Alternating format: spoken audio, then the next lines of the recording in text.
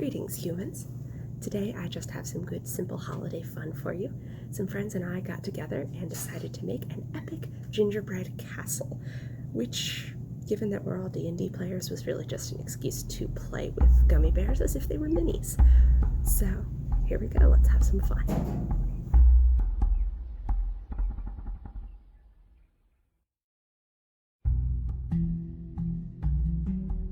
I started off by sketching the design for the gingerbread house and then cutting out all of the pattern pieces that I would use to cut the cookies to the right size when I rolled them out.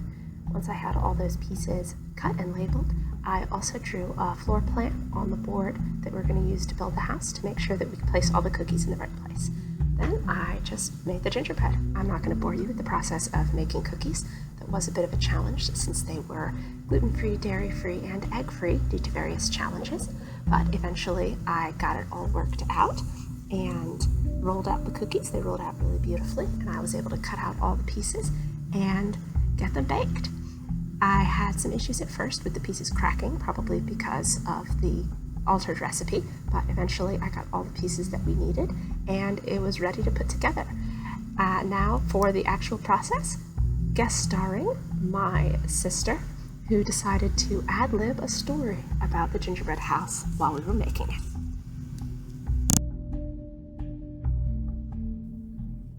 Once there was a swine of a king who really loved the color red. He decked himself out in satin, and since he wasn't partial just to the color red, but to oranges and all shades of the warm spectrum, he spent way too much money outfitting all of his men in very warm colored tones. And he spent way too much money building this glorious castle that in fact had lots of structural problems from the beginning. And he outsourced his labor, which means the local peasants were extremely unhappy with him. So one day they got together. They organized a very efficient assault.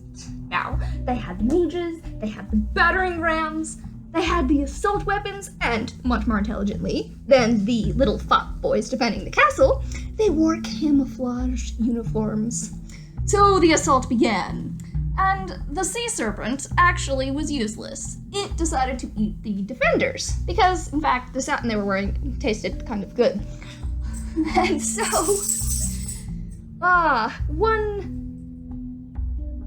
one by one, the defenders fell, until they actually started turning on each other. Next to the most valuable prisoner they managed to capture, the guards of the king began stabbing each other in the back. The king did nothing. He was decked out in his glorious crown that was too heavy to make him able to move, to, well, scout out the area. And the mage snuck behind, about to stab him in the back with magic. I'm running out of ideas. Well, let's stop talking. Okay. Running out of pitch, running out of magic, running out of weapons, and eaten by their own sea serpent, the castle soon fell to the more intelligent peasants who had attacked the castle with a more structurally sound siege tower than the castle itself.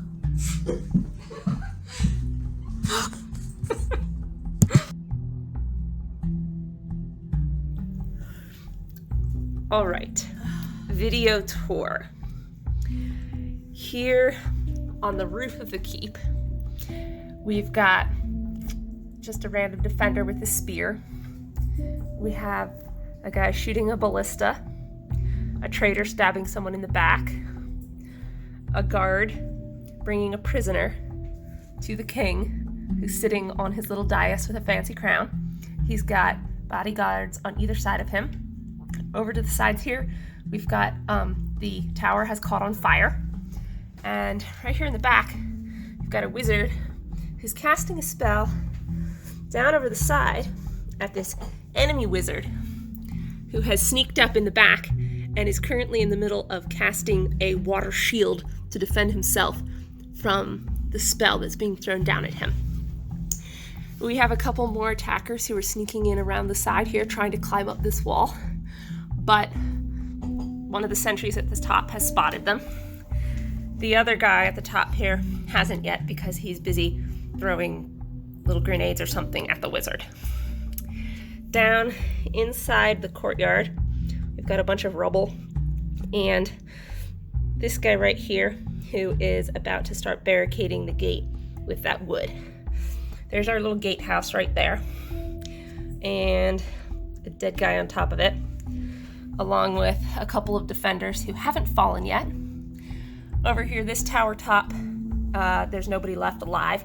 It's gotten hit by a couple of cannonballs, and we've got some dead people. And the attackers are taking advantage of that to get a grappling hook and a rope up over the wall, and they're trying to climb that rope.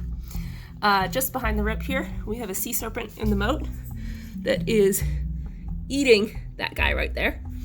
There's another defender who's fallen off the wall and is likely the sea serpent's dessert. Over here, we've got the defenders watching over the drawbridge, which has broken and therefore has fallen down. There's a few defenders on the drawbridge coming out here to try to deal with these guys who are carrying a battering ram, trying to attack the inner part of the gate. That dude's dead.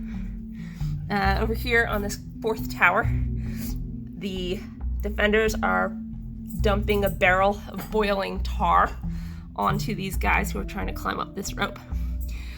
These guys right down here are piling up dirt across the moat, trying to build a siege ramp.